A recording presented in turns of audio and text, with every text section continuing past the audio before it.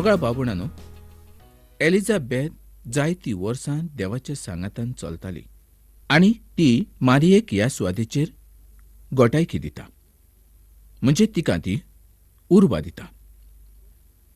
तर जेन्ना आमी हें पुस्तक शिकतात तेन्ना जण एक गजाल आमी तातूंतली बारीकसाणेन पळोवंक जाय. हें म्हत्वाचें जावन आसा आनी ती जर गजाल आमी बारीकसाणेन शिकले तर ती आमच्याच फायद्याची जावन पावता. जेन्ना मारयेक ती गोठाय दिता तेन्ना आमकां अशें दिसता की मारये सारकीच एलिझाबेथ सुद्दां एक बरी आनी म्हत्वाची अस्तुरी जावन आसली. ती मारये सारकीच आसली अशें आमच्यांनी म्हणूं येता. मारयेक उर्बेची गरज आसली, तिका उर्बे वरीत करूंक जाय आसली त्या पासत ती ताजेशी वेता आनी ती गरज तिजी एलिझाबेथा उद्देशी पूर्ण जावंक पावता. मोगाळ बाबणानो, आजुनूय आमी लुकाच्या पयल्या आविसरान आसात. लुकाचो पयलो आविसर बरोच व्हड जावन आसा आनी ताजें सारकें शिकप करप हें गरजेचें जावन आसा.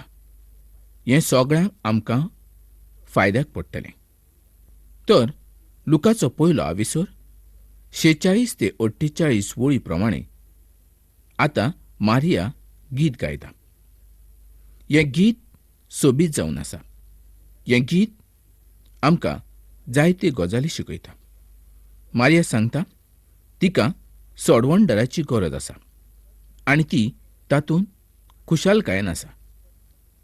आमी तिका आशिर्वादीत म्हणूंक शकतात, पूण आमी तिका देव म्हणूंक शकनात, वो देव म्हणून आमी तिच्या मुखार दिमी मारूंक शकनात. पूण तिका आमी सगळे तरेचो मान दिवंक जाय, कारण ती आशिर्वादीत जावन आसा. देवाच्या पुताक जल्माक हाडच्या पासत ती ताची आवय जाली आनी ही तर तिच्या पासत एक बरी खबर जावन आसली. आनी ह्या पासत आमी तिका उणी लेखूंक न्हय वो चडूय मानूंक न्हय, पूण देवावून तिका व्हड मान दिवचो न्हय, कारण देव तिच्याहून व्हड जावन आसा. ती बाकीच्या बायलां सारकी नासली, तर ती वेगळेच तरेची बायल जावन आसली आनी देवान तिका अकस्मात विचून काडूंक नासली. ती एक देवाची व्हड येवजण जावन आसली आनी देवाची येवजण ताच्या थारायल्ल्या वेळा प्रमाणे पूर्ण जावंक पावता आनी देव आपल्या येवजणेन केन्नाच फोटींग ठरना. लुकाचो पयलो आविसर 49 ते 55 वळी प्रमाणे मारयेचें गीत आमकां वाचूंक मेळटा. देवान आपल्या व्हड बळान काम केल्लें आसा आनी तेंच मारी गिता उद्देशी गायता. आयजायाचो 53वो आविसर आनी पयली वळ सांगता देवाचें बळ कोणाक फावो जाता आनी उपरांत आयजाया रोखडोच देवाचें व्हडपण नियाळूंक पावता. जो देवाचो मेंढरो सगळ्या संवसाराच्या पातका पासत मरचो आसलो हें तो दाखोवन दिता. देवान आपल्या आतांचें बळ मनशाक दाखयल्लें आसा. हें ताच्या पुता वरवीं घडोवन आयिल्लें आसा. हें ताच्या मोगाच्या वरवीं घडोवन आयिल्लें आसा. मारिया आब्रामाचें सुद्दां नांव घेता. पोरण्या घरांतल्या खंयच्याय मनशा संबंदी न्हय, तर आब्रामाचें नांव ह्या सुवातेचेर आयिल्लें आसा. आनी खरें पळयल्यार पवित्र पुस्तकान आब्रामाची खबर सगळ्या मनशा परस चड दाखोळ केल्ली आसा. लुकाच्या पयल्या आविसरांत 56व्या वळी प्रमाणे जोआचो जल्म दाखोळ केल्लो आसा. ह्या आविसराचो अर्दो वांटो बाप्तिजम करपी जोआचे संबंदी आनी जाकारियास हाजे संबंदी दाखोळ केल्लो आसा. हांव म्हत्वाच्यो गजाली तुमकां सांगूंक पळयतां. पयलीं बापायच्या नांवावेल्यान ताचें नांव दवरूंक जाय आसलें असो कायदो आसलो, पूण ह्या सुवातेचेर एलिझाबेथ सारकें सांगता की ताचें नांव जोआंव दवरचें म्हणून. लुकाचो पयलो आविसर 61 ते 64 वळी प्रमाणे त्या दिसांनी नवीन जल्मल्या बाळकाक तांच्या घोराण्याचें नांव दवरताले आनी तें दवरची अशी तांची येवजण आसली. आनी ह्या बाळकाक तर नांव दवरचें हो एक व्हड प्रस्न जावन आसलो. तर ताचें नांव कितें दवरचें? तेन्ना सगळे तांच्या सोयऱ्यांनी जाकारियास हें नांव ताका दवरचें अशें थारायलें. ताणें त्या बाळकाच्या बापायक विचारलें, पूण तो उलोवंक शकनासलो. त्या पासत ताणें बरोवन दाखयलें की ताचें नांव जुआंव अशें तुमी दवरात. ताचें नांव पयलींच देवान थारायल्लें आसलें आनी जुआंव म्हणून ताका नांव त्या वेळार घातलें. हें सगळें देवाच्या व्हड अजापान घडून आयलें, कारण ती देवाची येवजण जावन आसली. आनी रोखडोच देवाचो स्तुतीचें गीत तो गावंक लागलो आनी ताचें तोंड उक्तें जालें. मोगाळ भावंडांनो, ल्हानशी ताची चूक जी आसली त्या चुकी उद्देशी ताचें तोंड बंद उरलें. आनी ही चूक म्हणजे कितें तर ताणें विचारलेलो प्रस्न. जायते तरेचे प्रस्न आमी देवाक विचारूंक शकनात. जर आमी जायते तरेचे प्रस्न देवाक विचारले जाल्यार तें आमच्याच वायटाचें जावन आसा. पूण तूं खालतीकायेन जर देवाक कितें विचारशी जाल्यार तो तुका आपले लिपलोले गूट उक्ते करूंक शकता. तो उण्या भावार्थाचो आसलो तरी बाळक जल्मले उपरांत तो अदीक खुशाल जालो आनी त्याच खुशालकायेन ताणें देवाक आर्गां भेटयलीं आनी देवाच्या नांवान गीत गायलें. आनी जाकारियासाच्या जिवितांत जो भावार्थ आसलो तसो आमच्या मदल्या जायत्या जाणांचो मोदें आसा अशें दिसून आमकां येता. जेन्ना देव आमच्या मागण्याचो जबाब दिता तेन्ना रोखडीच आमी खुशालकायेन नाचूंक लागतात. हांव जायते फावटी मनान चिंत्तां की देव आमच्या असल्या पातक्यांची आनी वायट मनशाची मागणी कित्याक आयकता. तर हाजें कारण आमी सदांच खुशाल रावूंक जाय, आमी आनंदान रावूंक जाय. ही देवाची येवजण जावन आसा. आमी देवाक जर कितें प्रस्न विचारले जाल्यार कदाचीत ते प्रस्नाचो जबाब आमकां मेळूंक शकना, कारण आमचें जिवीत तितलें पवित्र ना देखून. आमचें जिवीत पवित्र आसूंक जाय जाल्यार आमी सदांच देवाचें उतर वाचूंक जाय, पाळूंक जाय, आमच्या काळजांत दवरूंक जाय. तेन्नाच तें पवित्र जावंक पावता. लुकाचो पयलो आविसर 65 ते 69 वळी प्रमाणें हें सारकें दिसून येता की जुआंव एक सादें बाळक जावन आसलो. जुआंवाच्या जल्माच्या वेळार जाकारियास 9 म्हयने मोनो आसलो. तो उलोवंक ना, पूण स्तुतीचें गीत गावंक शकलो. एलिझाबेथ पयलें गीत गायलें, मारयेन दुसरें गीत गायलें. आतां जाकारियास तिसरें गीत गायता. ताचें गीत म्हणजे एक भाकीत अशें जावन आसलें. जरी तो दाविदाच्या वंशांतलो नासलो तरी तो हें जाणा आसलो की दाविदाचो पूत जेजू क्रिस्त फुडें येवचो आसलो. ह्या संबंदी आयजाया आमकां सांगता, मालाकी आमकां सांगता. जुआंव येणाऱ्या मसिया संबंदी आमकां सांगणारो जावन आसलो. हाचो अर्थ असो की ताजें येणें तर पयस ना तर लागींच आसा आनी आतां तो येवचो जालो. लुकाचो पयलो आविसर 70 ते 75 वळी प्रमाणें देवान आब्रामाकूय बासावणी दिल्ली आसली आनी मारिया, एलिझाबेथ आनी जाकारियास आनी आब्रामाक देवान दिल्ल्यो बासावण्यो पूर्ण जातल्यो हाजेर विस्वास दवरलो आनी तांकांय दिल्ली बासावणी पूर्ण जातली असो ताणें तांचेरूय विस्वास दवरलो. आयज आमी पळयता जायते जाण देवाच्या बासावणेचेर विस्वास दवरिनात. मोगाळ भावंडांनो, जुआंवाचो तिसरो आविसर आनी 16वी वळ कितें सांगता तें पळयात. ती देवान पूर्ण केल्ली आसा. हाजेर जर तूं विस्वास दवरता तर तूं देवाचेरूय विस्वास दवरता अशें जातलो. लुकाचो पयलो आविसर आनी निमाण्या वळी प्रमाणें हें सगळें घडलें. जुआंव बागनार जावन आसलो आनी ताची वाट नीट करणारो तो जावन आसलो, म्हणजेच दोनया जेजू क्रिस्ताची वाट नीट करणारो तो जावन आसलो. ताच्या मुखार तो आयलो, पूण ताज्याहून व्हड तो नासलो. तो अरण्यांतलो आवाज जावन आसलो. हें सगळें देवाच्या येवजणेन घडलेलें आसलें. आतां बेथलेहेम ह्या सुवातेचेर गोट्यांत जेजूचो जल्म जाता. दुता वरवीं राखण्याक ताच्या जल्माची खबर फावो जाता. राखणे गोट्यान ताका पळोवंक वेतात. उपरांत जेजूची सुन्नत आनी मारयेचें नितळसाण हें दाखयिल्लें आसा. तशेंच शिमाव संबंदी घडलेली घडणी हेंय आमकां पळोवपाक मेळटा.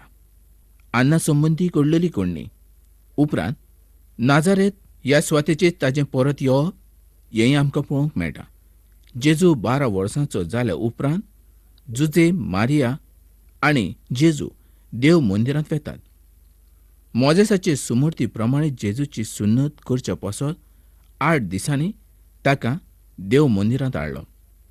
गालेस्करांक चीट 4 आविसर 4 आनी 5 ह्या वळी प्रमाणे अशें सांगलेलें आसा. पूण काळ भरल्या उपरांत देवान आपल्या पुताक धाडलो.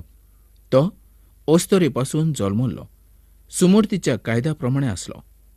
ताचो उद्देश असो आसलो की जे सुमर्ती प्रमाणे आसात तांचे पसत फारीक करूंक ताका सोडवण दिवंक आयलोलो आसलो आनी आमकां भुरग्याचो ओग फावो जावचो. ताच्या जेरुजालेमाच्या भेटी वरवीं आमकां शिमाव आनी आन्याचें गीत वाचूंक मेळटा. ताच्या भुरगेपणाचो एकूच घडणी डॉ. लूक आमकां दाखलो करता, कारण ताचें भुरगेपण आमकां कळून येवचें. हें आमकां 52 वळीन दिसून येता. जेजू जाणवायेन, कुडीन आनी देवाच्या ओतम्या उदेशी वाडत गेलो. लूक हें शुभ वर्तमान बरयता हुशार जाणवायेच्या आनी ग्रीक लोकां पासत. हें आदी फुडें हांवें तुमकां सांगलेलें नासलें. हातूंत ओत्मीक उद्देश बरयल्लो आसा. तो म्हणजे दोनया जेजू क्रिस्ता संबंदीची खबर.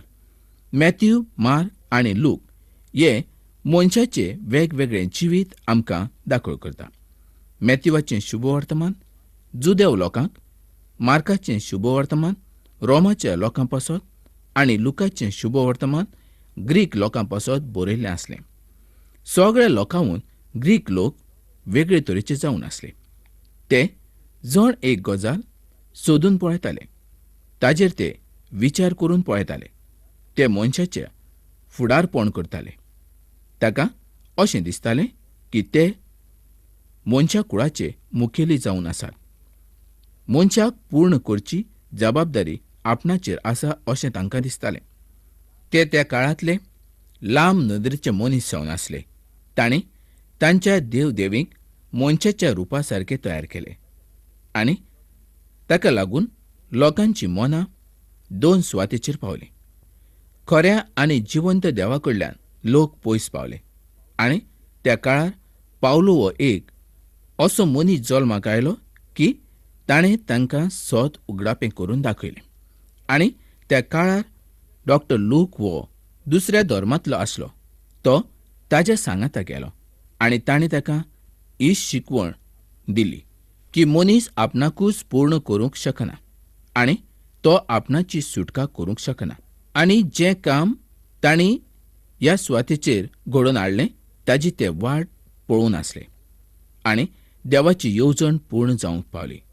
ग्रीक भाशेंतल्यान देवाचें उतर पयस आनी पयस पावंक पावलें आनी सगळ्या संवसारा पासत ग्रीक भाशेंत शुभ वर्तमान बरयलें. आनी आलेक्झांडर द ग्रेट हाच्या उद्देशी हें उतर पयस आनी पयस पावंक शकलें.